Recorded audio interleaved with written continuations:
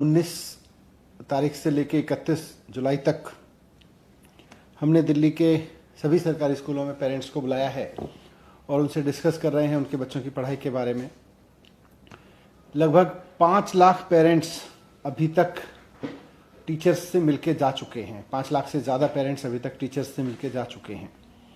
तो ये एक बड़ा सक्सेस है कि पेरेंट्स अपने बच्चों की एजुकेशन में रुचि ले रहे हैं।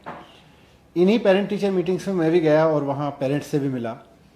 हर जगह मैं जहाँ भी गया तो पेरेंट्स से मिलने में मुझे पेरेंट्स के अंदर एक जिज्ञासा दिखी।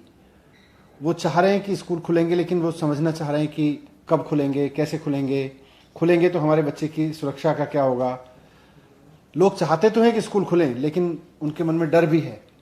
तो ये जो जिज्ञासा है वो सारे पेरेंट्स में मुझको दिख रही थी। टीचर्स भी चाहते हैं कि स्कूल बहुत दिन से बंद हो गए, पढ़ाई का नुकसान हो रहा है, स्कूल खुलें तो सही, लेकिन कैसे खुलें। अब मैं कॉलेजेस की तरफ देखता हूं तो बहुत सारा यूथ जो मुझे आके मिलता रहता है कॉलेज में पढ़ने वाला, वो कहता है कि साहब हमारे तो फर्स्ट ईयर या सेकंड ईयर स्कूल के बाद में कॉलेज लाइफ पूरी घर में बैठे बीत रही है। हमारा एक कमरे का घर का छोटा सा कमरा कुल मिला के कॉलेज बन गया है।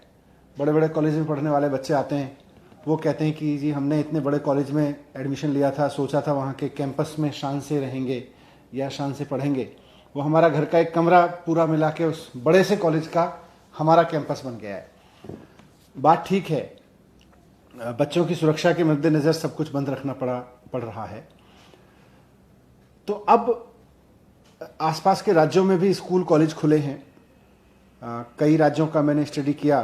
किसी ने जुलाई के फर्स्ट हाफ में खोल दिए थे, कई सारे राज्य अब खोल रहे हैं, कुछ ने 1 अगस्त से खोलने का ऐलान किया है। दिल्ली में भी अब इसको लेके काफ़ी क्यूरियोसिटी है। पेरेंट्स जानना चाह रहे हैं कि हमारे स्कूलों का क्या होगा, हमारे बच्चों के स्कूल कॉलेजों का क्या होगा। बच्चे भी क्यूरियोसिटी में हैं, टीचर्स भी जानना चाहते हैं।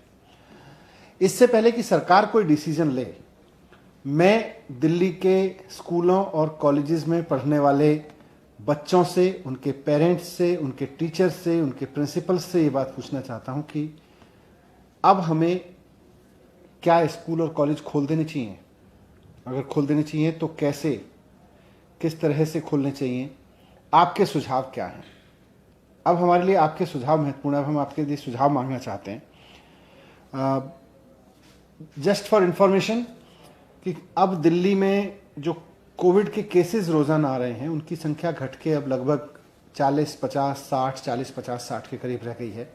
दिल्ली में रोजाना करीब 70 से 75 हजार कोविड टेस्ट किए जा रहे हैं।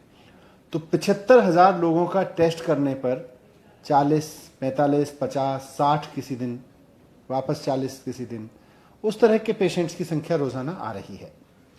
तो ऐसे में कह सकते हैं कि कोविड की स्थिति तो काफी नियंत्रण में है। तो इसे देखते हुए और बाकी राज्यों के अनुभव को देखते हुए क्या अब हमें स्कूल और कॉलेज खोलने चाहिए, कैसे खोलने चाहिए, इस पे आपके सुझाव चाहिए। और दिल्ली के जो पेरेंट्स हैं, मैं उनसे रिक्वेस्ट करूंगा कि अगर आपका बच्चा किसी स्कूल या कॉलेज में पढ़ता है, चाहे गवर्नमेंट में पढ़ता हो या प्राइवेट में पढ़ता हो, आप हमें बताएं कि हमें स्कूल या कॉलेज खोलने चाहिए। अगर खोलने चाहिए तो कैसे खोलने चाहिए। टीचर्स हमें बताएं, स्टूडेंट्स अगर हमें ईमेल कर सकते हैं तो स्टूडेंट्स हमें बताएं। और मैं उसके लिए आपको एक ईमेल आईडी दे रहा हूं, बहुत इजी ईमेल आईडी है, delhischools21@gmail.com, delhischools21@gmail.com। तो इस पर आप अपने सुझाव हमें भेज सकते हैं। आप जब सुझाव भेजें तो अपना नाम, अपने बच्चे का डिटेल, किस कॉलेज में पढ़ता है या स्कूल में पढ़ता है, कौन सी क्लास में पढ़ता है, ये सब भेज के, करीब बहुत लंबा ईमेल ना लिखें, 100 शब्दों में अपनी बात लिख दें कि आप क्या चाहते हैं, स्कूल या कॉलेज खुलें। अगर खुलें तो आपका कोई इसमें सुझाव हो तो वो हमें दें। मैं आपके सुझाव के आधार पर सरकार के अंदर जो डिसीजन मेकिंग अथॉरिटीज़ हैं उनके साथ बैठ के इस पर फिर सरकार डिसीजन लेगी।